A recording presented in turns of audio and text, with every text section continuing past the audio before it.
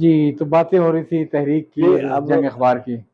تو انہوں نے کہا کہ اب یوسف صدیقی کے پاس جاؤ، میں نے بات کر لی، مان تھا ان کا کافی، لیکن وہ میرٹ پر کمپرومائز آپ نہیں کا کرتے. امتحان لیں گے، اگر آپ پاس ہو گئے تو ٹھیک ہے، ورنہ وہ آپ کی سفارش نہیں کریں گے. تو کہہ لیں آپ جائیے، اور لیکن ایک بات، وہ 9 بجے گھڑی دیکھ کر داخل ہوتے ہیں جنگ کے دفتر. اچھا. اور 11 بجے تک کسی کو داخل نہیں ہونے دیتے. اپنے سارے کام وہ 2 گھنٹے میں کرتے ہیں، اخبار پڑھتے ہیں، اداریہ لکھتے ہیں، مضمون لکھتے ہیں، مراسلے لکھتے ہیں، اور جو کچھ کرنا ہوتا ہے کر لیں. 2 گھنٹے کے بعد وہ ایک دوسرا یوسف صدیقی ہوتا ہے، باہر نکلتے ہیں یوں کر کے یہ کر کے، کبھی اس کے بعد بیٹھے اس سے تو آپ نے، میں 9 بجے آ گیا. تو وہاں ایک کلو کی دکان تھی پان کی، بالکل نیچے دفتر سے ادھر. تو آپ کلو کی دکان پہنچ گئے؟ نہیں، وہاں پہنچ گیا. وہاں دیکھا ایک شیروانی پہنے ہوئے ایک صاحب وہاں اپنے لیے پان لے رہے. اچھا. پورے دن کے. تو وہ 9 بجے سے پہلے کی بات.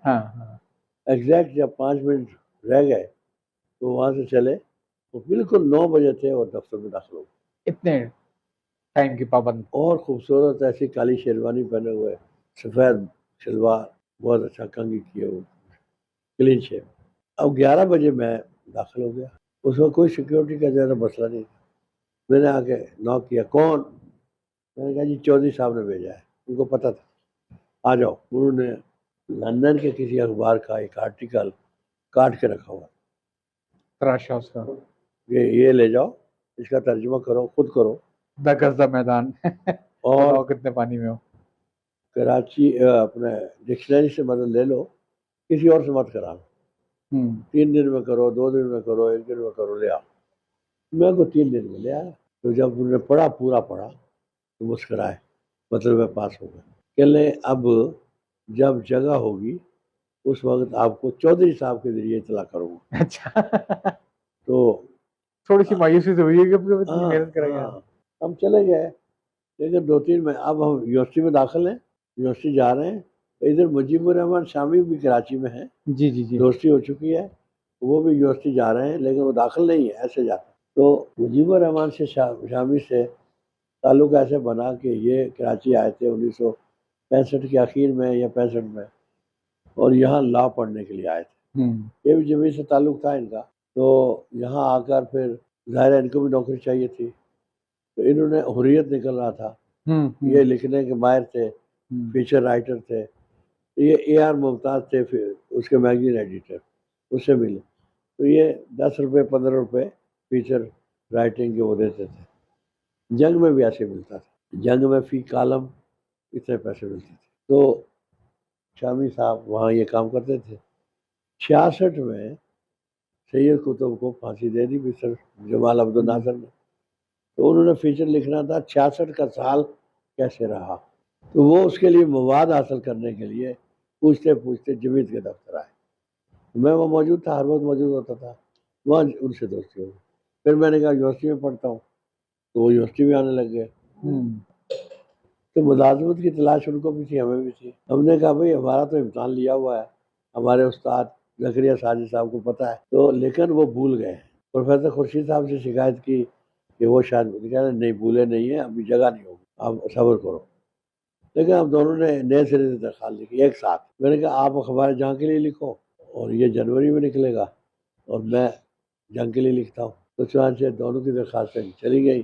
انہوں نے اپنے تراشے لگائے ساتھ، ان کا تقرر ہو گیا اخبار جنگ. ہمارا تقرر 16 اپریل 67. اب جب ہم دفتر میں آئے، اب کیسے آئے؟ یوسف صدیقی صاحب نے چودھری صاحب کو اطلاع کی. اچھا، ریمائنڈر کی ضرورت نہیں پیش آئی، بلکہ انہوں نے خود ہی. ہاں، انہوں نے کہا وہ لڑکے کو بلائیں. اب وہ رجب علی شیخ صاحب کو پتہ تھا، ان کے پڑوس میں تھے.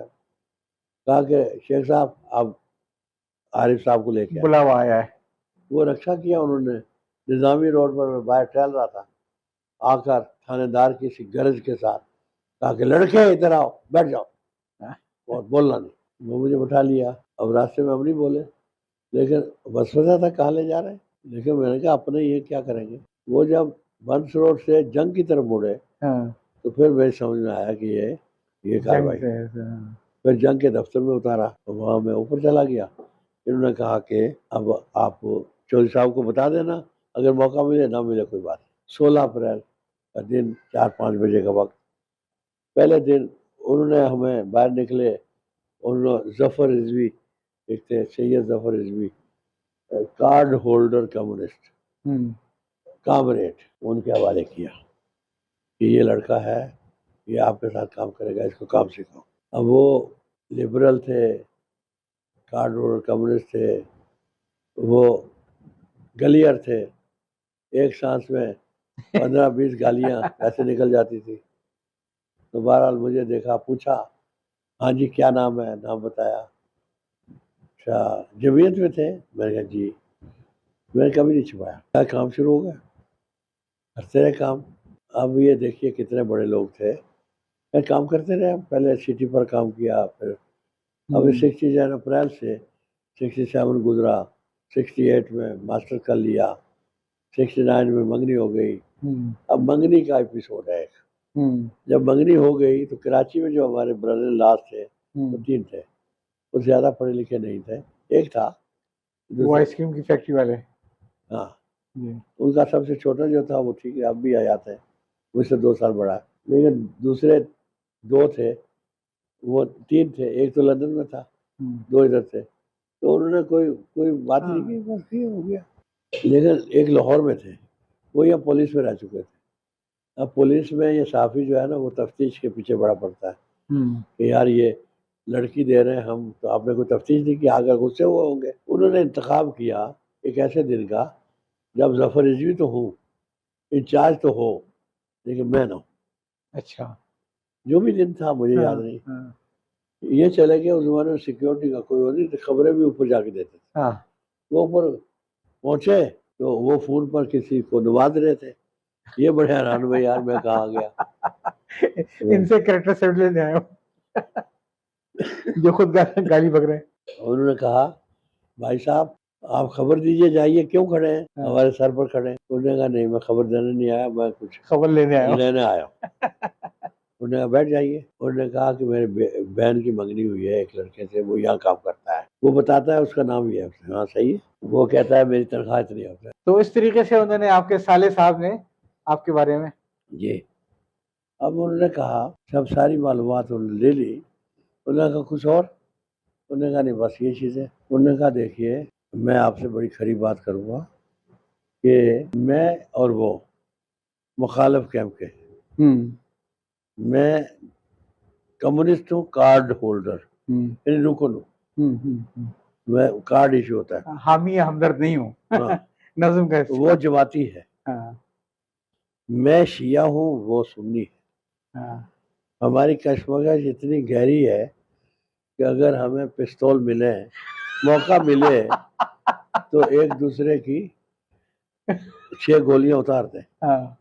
مطلب یہ پیشن ہے, جذبات ہے. اور میں ان کو اپنے ڈھب پر لانے کی کوشش کر رہا ہوں کہ مطلب یہ جماعتی نہ بنے, انسان بنے. اور ان کو یہ گالیاں والیاں سکھانے کی کوشش کر رہا ہوں. میں نے یہ طے کر رکھا ہے کہ جس دن گالی وہ پہلی دیں گے میں مٹھائی بانٹوں. اچھا, اور اس کا اظہار بہت بعد میں کیا بھی. لیکن اس سب کے باوجود اگر کوئی میری بہن ہوتی یا میری بیٹی ہوتی, کیا بات ہے, اور کوئی رشتہ لے کر آتا عارف کا, تو میں آنکھیں بند کر کے دے دیتا. کیا بات ہو رہی ہے, اس کا تو ان کا تو منہ دشمنیاں بھی نبھانا جانتے تھے. تو انہوں نے کہا کہ ظفر رضوی صاحب یہ کیا کہہ رہے ہیں. اس نے کہا میں صحیح کہا. اس نے کہا آپ یوں سمجھیے کہ میں آیا ہی نہیں, میں نے کوئی بات ہی نہیں کی, آپ نے یہ بات نہیں بتانی. انہوں نے کہا ہاتھ ملایا, یہ کامریڈ کا وعدہ ہے, کامریڈ کا وعدہ ہے. اور 10 سال کے بعد اس کا علم مجھے ہوا. 10 سال کے بعد میں لاہور گیا, 3 بچے ہو گئے ہمارے. لاہور میں شادی تھی, تو وہاں ہم لوگ تھے, وہاں ناشتہ واشتہ لگایا سویرے. تو وہ بڑے مہمان نواز تھے, وہ ایسے مسکرائے تھوڑے سے. ان کو کوئی فلم چل رہی ہوگی کہ ظفر رضوی صاحب کا کیا حال ہے. میں نے کہا یار آپ کیسے جانتے ہیں ان کو. آپ کے لیے نیوز صحیح ہے ان کا.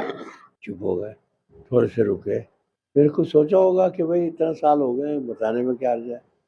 انہوں نے یہ قصہ سنایا, اچھا شادی کے 10 سال بعد. انہوں نے سنایا. ہاں خیر میں جب کراچی پہنچا, ظفر صاحب ریٹائر ہو چکے تھے ہاں اور ہمارے فائنل وہ فارن ڈیسک کے انچارج ہو گئے. چوتھی منزل پر بیٹھتے تھے ایک جگہ. میں گیا, میں نے غصے کا اظہار کیا کہ ظفر بھائی آپ میرے استاد ہیں, بڑا احترام ہے, لیکن آپ نے بڑی زیادتی کی میرے سے. وہ کہہ لیں میں نے تو کبھی زیادتی نہیں کی, کیا کیا. میں نے یہ قصہ سنایا اور میری آنکھوں سے آنسو روا ہوں. میں نے کہا کہ یار آپ جیسا آدمی ایسی بات کہتا ہے تو ظفر بھائی آپ گریٹ ہو, آپ بڑے آدمی. بہرحال یہ تھے تعلقات. پھر وہاں کس کس سے ہمیں ملنے کا اور ان سے سیکھنے کا موقع ملا کہ میں کے پی ٹی کے اس ماحول سے آیا تھا جس میں 1 گھنٹہ 10 منٹ بھی اگر کوئی سینئر ہے ہاں ہاں وہ government culture, government culture joining report کس کی پہلے تھی کس کی بعد میں. وہ اس پر روک ڈال رہا ہے, ہاں اس کے خلاف میمو کاٹ رہا ہے, اس کے خلاف کمپلین نکل رہا ہے, اس کو نوکری سے نکالنے کی دھمکی دے رہا ہے, اس پر روب گانٹ رہا ہے.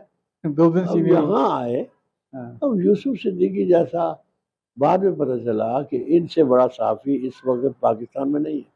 نیوز ایڈیٹر سید محمد تقی جیسا فلسفی پورے پاکستان میں ان جیسا نہیں ہے جس نے کیپٹل داس کا ترجمہ کیا اور جو دنیا میں فلسفی جو کانفرنس ہے اس میں نمائندگی کرتے تھے پاکستان, جس میں رئیس امروہی جیسا قادر الکلام شاعر کتا نگار تھا, جس میں ابراہیم جیسا ہر وقت کیا کہ بکھیرنے والا ہے وہ مزاح نگار, اور اس قدر کے وہ اس محفل میں بس شگوفے پھوٹتے رہتے تھے. وہ آدھے گھنٹے میں کالم لکھ دینا اسی وقت, اور کالم لکھ کے پھر کبھی میرے پاس آ گیا ادھر. تو مجھے اتنا عجیب اور اچھا لگا, میں نے کہا یہ کلچر کیسا ہے. تو ان لوگوں میں شفیع عقیل جنہیں کبھی اسکول کا منہ نہیں دیکھا, اور جو world recognise thinker, world recognise لوک رائٹر جس کو کہتے ہیں کہانی نویس, جو شاعر اردو کا, شاعر پنجابی کا, فیچر رائٹر بہت بڑا, مضمون نگار بہت بڑا, یعنی الفاظ ہاتھ باندھے کھڑے رہتے تھے. اور اپنے غربت کی وجہ سے وہ اسکول نہیں گئے. تو دیکھیے ایسے لوگ ہیں. جنگ تو ایک ایسی, میں میر خلیل الرحمان جیسی شخصیت, ہاں ان کے بارے میں بتائیے. میں میر خلیل الرحمان جو ہیں ان کے ساتھ جو ان کی, اس سے نام تو مجھے پتا تھا لیکن ان کی زندگی میں اور میری جدوجہد میں بڑی مواصلت تھی. وہ بہت بڑے آدمی ہیں, میں مقابلہ نہیں کرتا, لیکن جن حالات میں انہوں نے اخبار نکالا وہ اسی ٹائپ کے حالات تھے.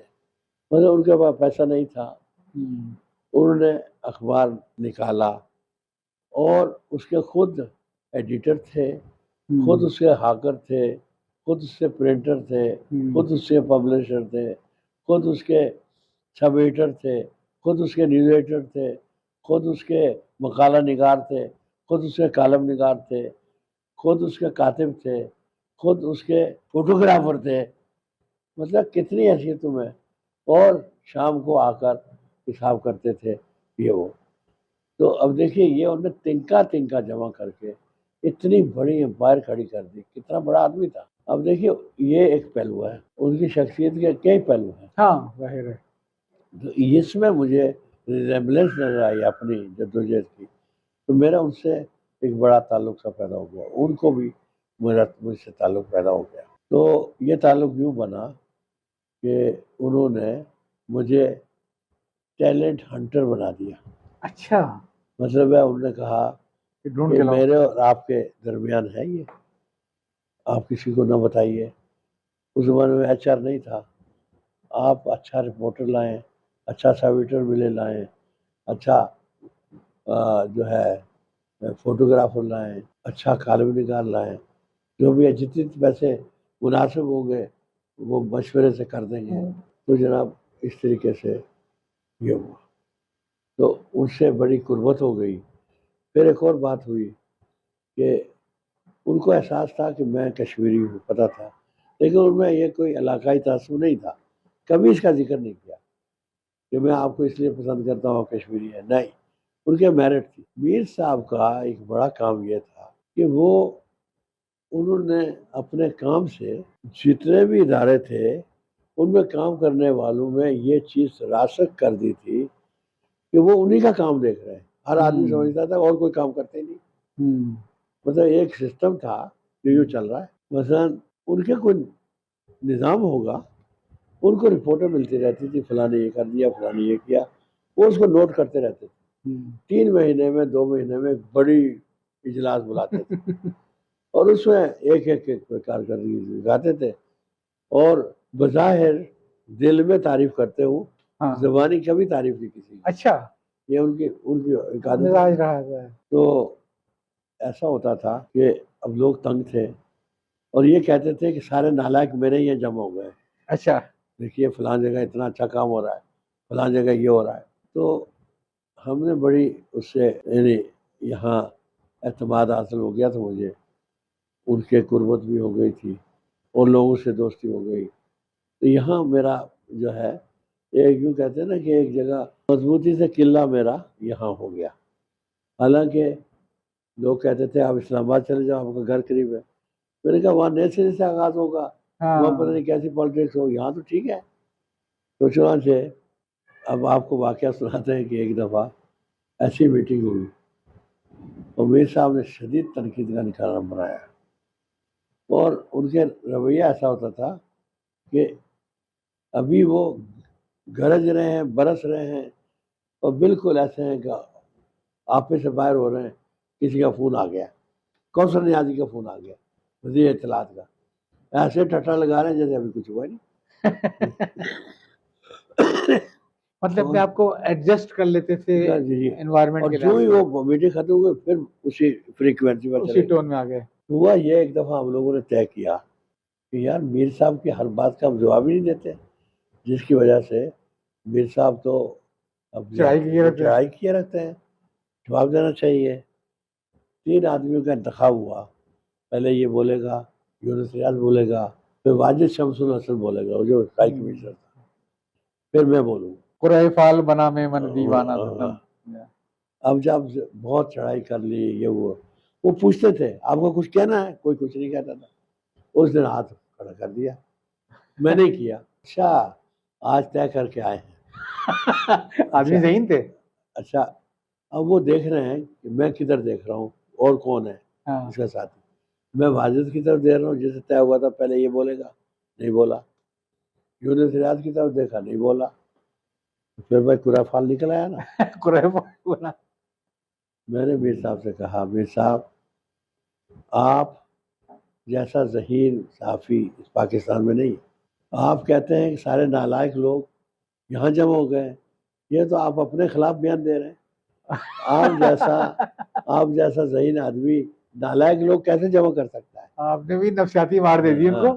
میں نے کہا میر صاحب بہت ساری چیزیں پیار سے حل ہو جاتی، آپ جس طرح چڑھائی کرتے ہیں، آپ کی بڑی عزت ہے، آپ کا بڑا احترام ہے، لوگ آپ کو اپنا مینٹور سمجھتے ہیں، وہ جواب نہیں دیتے، لیکن دل مطمئن نہیں ہوتا ان کا کہ آپ کیوں ایسا کرتے ہیں۔ میں نے کہا میر صاحب کام لینے کے طریقے بہت اور بھی، آپ اگر شفقت پدری کے ساتھ لوگوں سے کام لیں، ان کے مسائل پوچھیں، ان کے پاس جا کر بیٹھیں، تو آپ کے بہت ساری یہ اور بہتر ہو سکتا ہے۔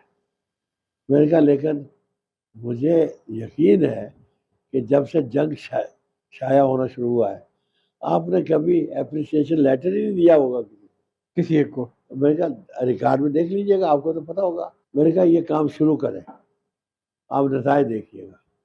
دوسری بات یہ کہ اگر کوئی اچھا کام کرتا ہے تو اس کو حوصلہ افزائی کی جاتی ہے۔ حوصلہ افزائی یہ ہے، اس زمانے میں تو 10 روپے کی بھی اہمیت تھی۔ میں نے کہا 10 روپے دے دیں کسی کو، اس کو ایک لیٹر جاری کر دیں تو وہ اور کام کرے گا۔ میں نے کہا آپ کے یہاں سے تو آج تک 2 لفظ تعریف کے نہیں نکلتے، یہ آپ کی منصوبہ بندی ہے تو کیا چیز ہے میری سمجھ میں نہیں آئی۔ کیا کسی استاد نے بتایا کہ تعریف نہیں کرنی ہے، یہ خراب ہو جائیں گے؟ تو میر صاحب نے یہ نہیں کہا کہ یو آر فائرڈ؟ سنیے میر صاحب سنتے رہے. میں نے کہا میر صاحب آپ نے تو اپنے ہی خلاف فرض جرم عائد کر دی. ہاں ایسے نہیں, ہر ایک آدمی, یہ جنگ کی کہکشاں ہے, ہر آدمی اپنی جگہ بہترین ہے, آپ سے غلطی نہیں ہو سکتی ہے, صرف ضرورت اس بات کی ہے تھوڑی سی حوصلہ افزائی.